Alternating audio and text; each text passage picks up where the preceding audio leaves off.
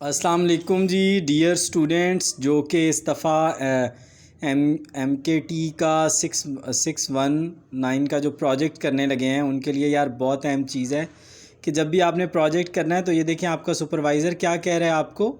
وہ کہہ رہا ہے کہ یار یہ دو بکس لازمی پڑھو, ایس ٹی اے 630 اور ایم کے ٹی 611. میں ان کا کیوں پتہ ہے کہہ رہا ہوں آپ کو.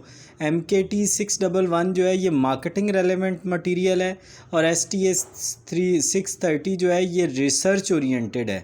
تو آپ کو پتہ لگے گا کہ آپ نے کون سی جو ہے وہ مطلب چیزیں جو ہیں, کون سی چیزیں جو ہیں وہ بہت اہم ہیں, کون کون سے کانسیپٹس ہیں ان کو امپلیمنٹ کیسے کرنا ہے, کیونکہ آپ جب ان کو کر لیں گے تو آپ کے لیے وہ بڑا سودمند ثابت ہوگی. یہ دونوں بکس جو ہیں یہ بہت سودمند ثابت ہوں گی.